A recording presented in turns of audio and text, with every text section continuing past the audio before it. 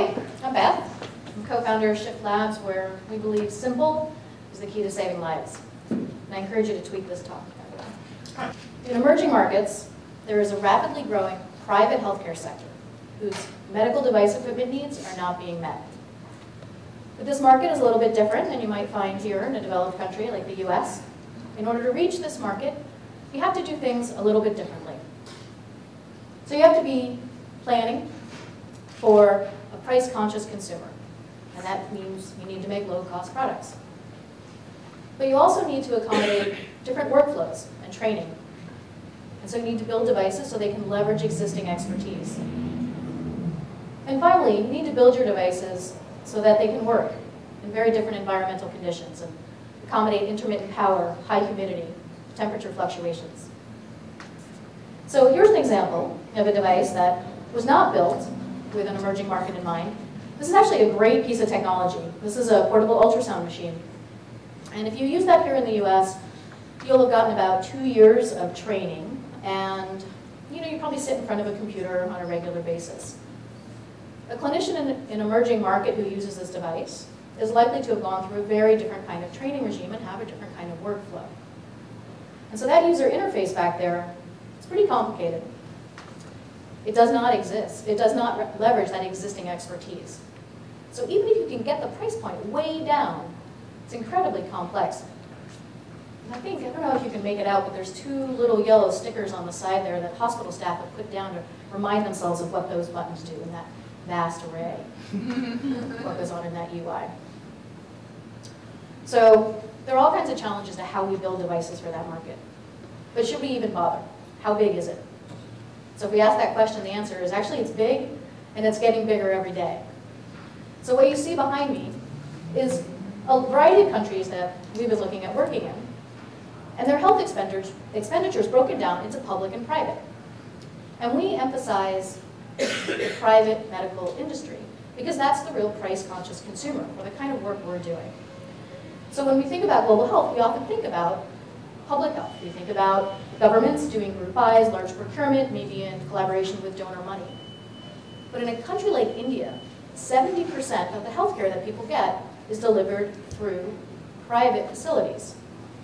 They need to attract customers. They need to attract their patients. They want to look modern. They need devices. But they need them built in a way that makes sense for their price point. Whether it's an ICU, like this in a public hospital or a private hospital, or a ward, like this. This is a great-looking ward. It's clean. It's well cared for. But other than the beds, there's no equipment. So one of the things that we're doing at Shift is looking at care settings like this and saying, what kind of low-cost devices can we build that can improve healthcare in these settings? Market landscape right now looks something like this. At the top, you've got GE and companies like that making sophisticated, expensive devices, things like MRIs and ultrasounds.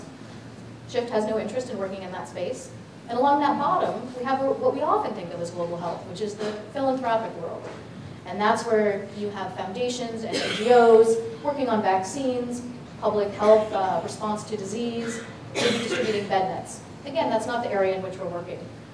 We are fascinated by this great big middle area that's growing rapidly. That's that private healthcare market throughout the world. So what is it that we're going to build? Well, this is our first device here. It's called the DripClip. And it's a response to the need for having precision when you do IV fluids. So in most parts of the world, you'll have an infusion pump available. Or you don't have an infusion, we have an infusion pump available. In most parts of the world, you won't. So what the DripClip does is it works with this existing infrastructure. And you just clip it onto this reservoir here. You still use this roller wheel in order to control the flow, and this will give you the precision measurement of what you're doing. So it works with that whole ecosystem that's already in place. The way people solve the problem now, by the way, when they don't have this,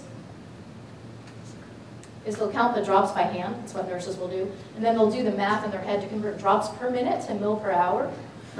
Anytime humans do math in their head, bad things happen. So this device solves that problem. And we built it in a way that reflects our design priorities generally.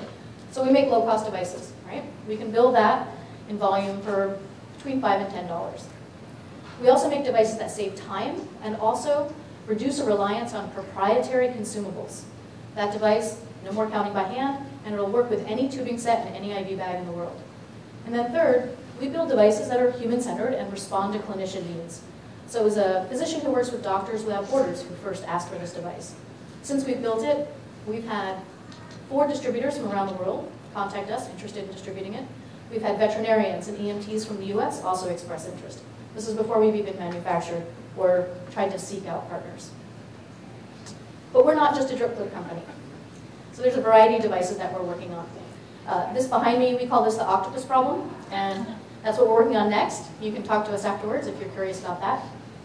We're also working on some solutions to challenges in the vaccine cold chain.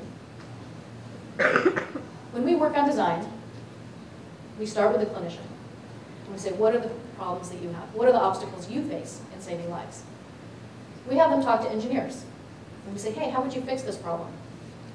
And we don't want to spend 4 years in the lab developing a new solution. We want to fix it now using existing technology. How can you solve it inexpensively and quickly?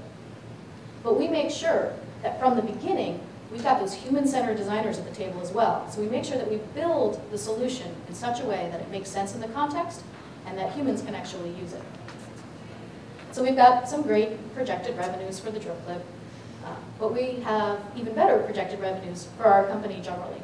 Because in addition to that in-house R&D that I just talked about, we also reach out to other people around the world who have prototypes that they want to bring to market, that they want to turn into products. And the gap between prototype and product is huge. And that's part of the gap that we fill at Shift Labs. We've got a great team. I've been a professor for 20 years, designing technologies for low-resource environments. My co-founder, Phil Rutschman, is an electrical engineer who used to work at Intellectual Ventures Lab. And regardless of what you think of Nathan Mervold's business model, he has the money to hire the smartest people in the world. And so now 2 of them work at Shift and are trying to help us build our company. But part of the other secret sauce that we have is we have this global network of designers and advisors and engineers and clinicians who are helping us figure out how to build solutions that can serve multiple markets across the globe. So here's our ask. Clinicians, doctors, nurses, midwives, if you've got problems, tell us about them. Maybe we can solve them. If you've got people who like to solve problems, makers, hardware hackers, engineers, people who want to do good and do well, tell them about us. Follow us on Twitter, tweet about us, help us build some simple solutions and save some lives. Thank you.